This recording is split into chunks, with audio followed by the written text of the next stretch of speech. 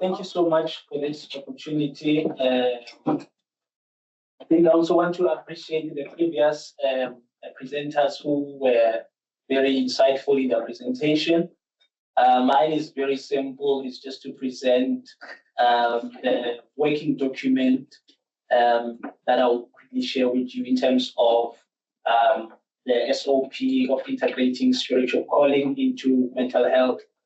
Very interestingly, today in the morning, I came across an article from UCT, and that article was a survey that was done in 2023. And one of the findings there was that 25% of UCT students, in that particular study, they alluded to having challenges with spiritual calling. And when they also did that study, they found that actually the spiritual wellness, the spiritual calling has an impact on other dimensions of health and wellness. And this is why this is very important for us as institutions to have some kind of a guideline or a frame in terms of how do we deal with students who present us with specific needs. So this is the educational standard operating procedure, or rather guidelines, on how to integrate spiritual calling into mental health. You will note that there are two concepts there. One is spiritual calling, and the other one is mental health. So the notion of mental health is intertwined with spiritual wellness and spiritual calling. So I'll try by all means to briefly discuss this, but it's quite a lengthy document, but I'll see if I can focus on specific areas. So the purpose of this document is to outline guidelines on how we can incorporate spiritual calling into higher health, mental health support, how we can use also support students that have spiritual calling in order to be able to enhance their well-being, because spiritual wellness is one of the dimensions, but also to create an inclusivity and a supporting environment for students that have religious calling, to recognize it as a way for health and wellness, and to provide guidelines for educators and the university and various stakeholders that are forming part of health and wellness. So maybe just to unpack, because I think this is one of the questions that will come out, is what is a spiritual calling, and or most of the time when spiritual calling is associated with Afrocentric connotations, but it's not only focusing on that. Spiritual calling can also be related to other perspectives in terms of it can be finding a sense of finding purpose, finding meaning. So it's not really only articulated or related to religiosity. So in terms of so I did mention it's connected to the values, the beliefs, and a life purpose, and it takes different forms, and many forms, such as the desire to serve others, and in most cases, it's dedicated to a specific religion or philosophy, but it can also be simplistic in a way of the pursuit of self-improvement and knowledge.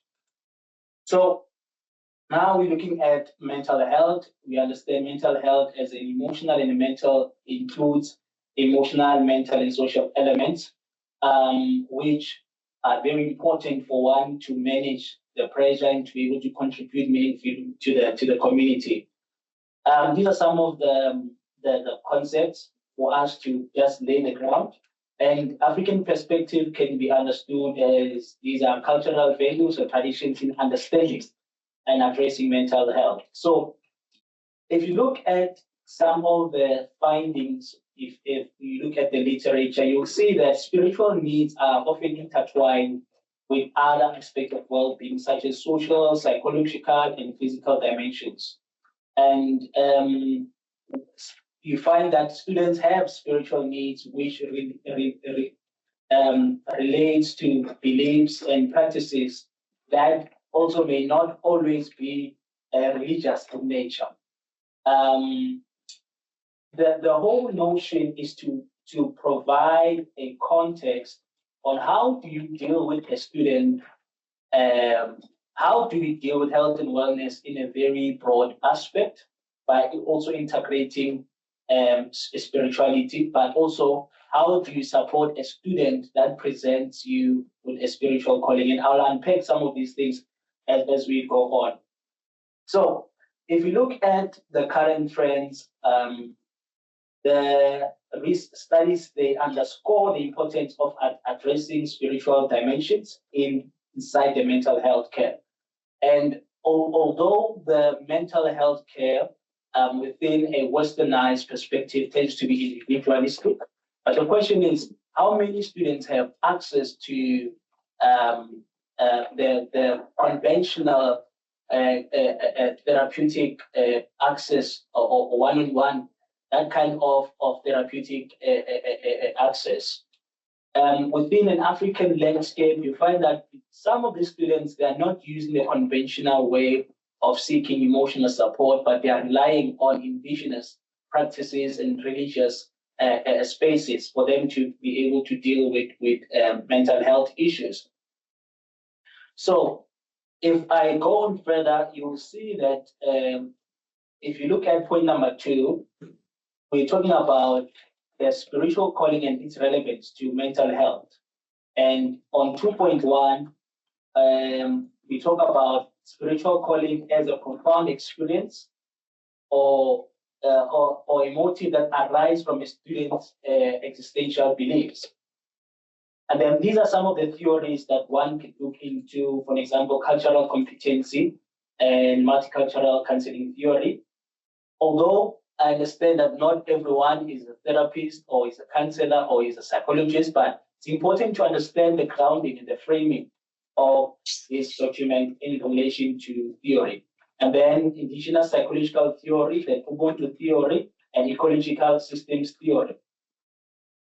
So this is just a comparison between how the theories are currently, the perspective that the world is taking, the westernized perspective and the Africanized perspective, where when you're looking at mental health, for example, we focusing on, if you're looking at existential theory, is the emphasis is on personal meaning and responsibility.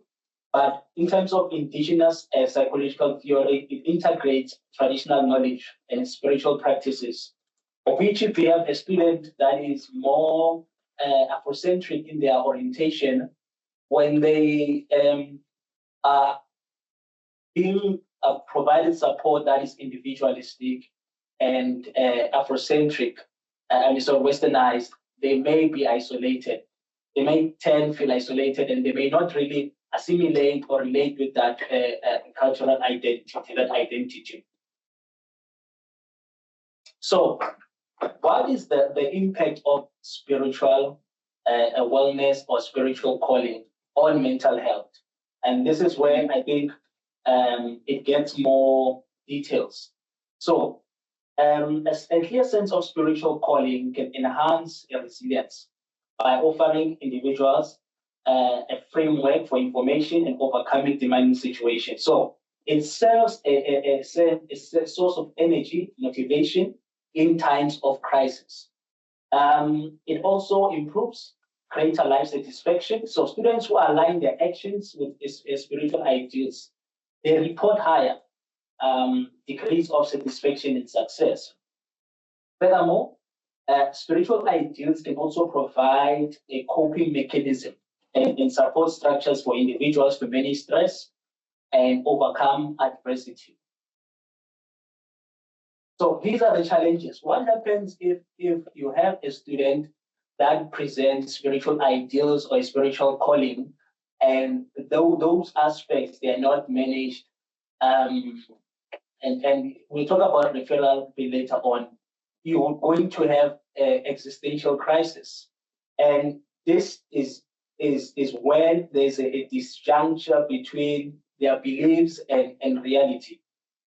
And if you have a student that have a disjuncture between their beliefs and religious, their reality, then that is called existential reality. And so this document allows us to think about how can we integrate, how can we refer, how can we best support such students, what is the role of the university, and what are existing community systems that we can embed into our models in order to deal with such aspects which may not always reside within the fraternity of the university. The second thing is spiritual distress, which when there's an inconsistency between the beliefs and the actual stories, these can cause, spiritual challenges. So this is about how the university can create support systems or channels or referral support systems where students can be referred if they have those spiritual challenges, because it is a fact that the spiritual well-being and spiritual challenges have an impact on other spheres such as social, psychological, and ultimately on the academic well-being of our students. So what is our role as educators? If you look at point 3 there, it speaks about the role of educators. And this is more on integrating spiritual development as educators into mental health education. And as educators, we are responsible for integrating and enforcing a curriculum which takes note of religious and develop religious or spiritual development, which also incorporates the spiritual ideals or religious ideals as a form of support for mental health. So this is one. I'm just going to focus on one now. So students also, they have their responsibility, and the responsibility lies on them to actively interact and explore their spiritual development and calling, but to also use reflective practices in order to manage most of the responsibility will lie on them. Obviously, students are those that stay with parents and guardians, they play specific support. And the university also has a specific role in developing policies and regulations that facilitates the inclusion of religious development and calling within a curriculum, while also ensuring respect for various religious ideals. What is the role of mental health professionals? They offer guidance on the intersection of religious improvement, mental health, and also presenting counseling services that will address spiritual challenges. And obviously, they will refer if they need to refer. Spiritual counselors are part of the stakeholders that need to come into play by assisting students to understand their calling and integrating these religious ideals with their mental health. Obviously, when we're talking about spiritual calling and spiritual wellness, we also have to talk about the role of traditional leaders. And this is also part of the national health system where the traditional leaders, they are also part of that model, where their role is to also steer these traditional spiritual practices and beliefs, but also being integrated into curriculum development.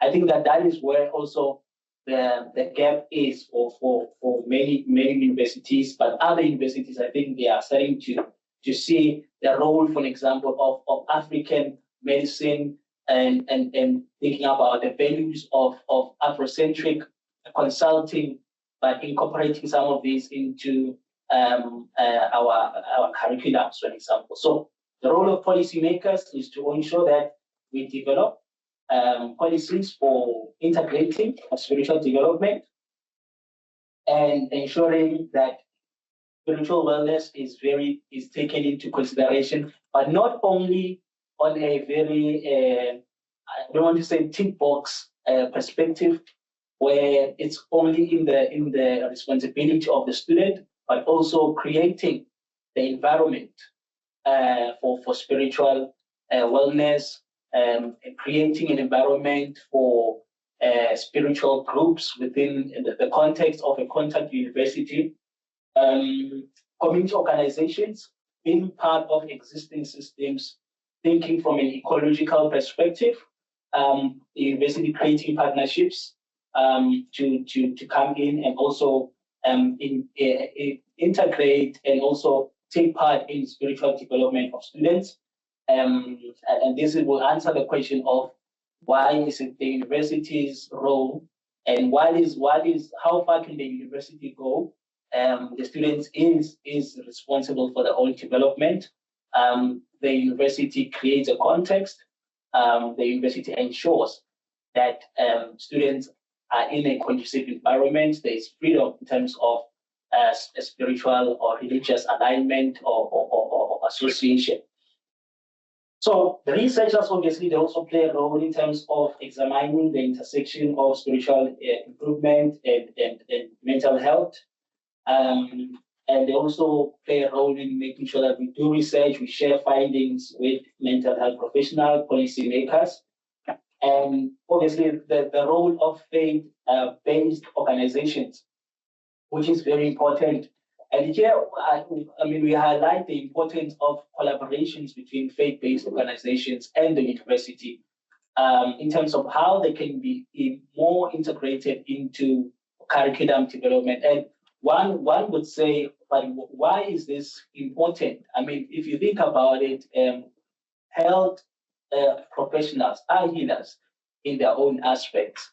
It's not always should be. It's not just only about the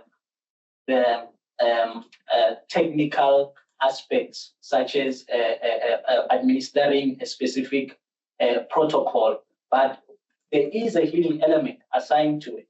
And students that often find themselves, and that will also find themselves with professionals that come from that space, they also need to be aware. I'll give an example in psychology, where a student will come and present to you that they are seeing people within a Western perspective that will be seen as hallucination, but then within an African perspective is considered as a real lived experience. So how do you create a way in which, as a practitioner, for example, you are not biased in your own interpretation, and understanding that from an African perspective, that could be a sign of calling. And that you cannot even impose, because their lived experience may be valid. And whose knowledge is justified? Is it that I'm using a psychological assessment and then pick up that is actually hallucination? Or is that correct? Or is that students' lived experience correct, that they're actually seeing? And that those are the situations. How do we not overimpose our values on understanding the practices and the protocols of doing certain things, but also understanding the values and the voices of the students and our clients? So that is the disjuncture there. Our African spirituality has often been pathologized to say, if I'm an African and I had a dream where I saw my ancestors in a dream giving me specific information about a specific thing, then from a Western perspective, that is called something else. But in my own perspective, it's real. Those are some of the conversations. And what is the role of educators? Do we refer in such cases? Do we understand that there are multiple realities? These are some of the things that I think this document also speaks about in terms of understanding the role of educators and understanding what are the limits, the boundaries, when can I refer? So obviously, when we talk about this issue, it's very important to look about the values. I spoke about respect and inclusivity. understanding, respecting the client's lived experience. 4.2 speaks about some of the examples of inclusive practices, where it's very important to understand the use of language that acknowledges the respect of all spiritual views. I think I've just mentioned it now. Avoiding language that can be exclusionary or dismissive of spiritual calling. And the issue of confidentiality, which is very important, that ensure that they maintain confidentiality when students share their personal religious ideals or experiences. Okay, and then 4.5, we look at the professional conduct. For example, okay, all right, yeah, all right, and then 4.5 is the professional conduct, and 5 speaks to the professional development. So the ongoing professional development that needs to take place. And then 6 speaks about the integration of strategies for integration into the curriculum development. And this is a very university specific and program specific. Feedback mechanisms. 7, support resources. So speaking about compiling a list of mental health services, including those of spiritual counseling offerings, organizations. 9, referral procedures. So as an educator, you can only do what is limited to you. And then 10 speaks to promoting health and self-care. Yes, it is still the responsibility of the student to take that into consideration. And 12 speaks to training and professional development. And then 13 enforces the notion of expert consultation, understanding that you cannot do everything. And then the notion of collaboration. So how do we collaborate? How do we monitor and evaluate? And how do we review? That is the number 16, so I'm going fast. And number 17, what we try to do is to incorporate a checklist or how to integrate spiritual calling into mental health. So this is a working document. I think I'll just pause here for the sake of time, but I'm really looking forward to the feedback, and any feedback will really be appreciated. Thank you so much.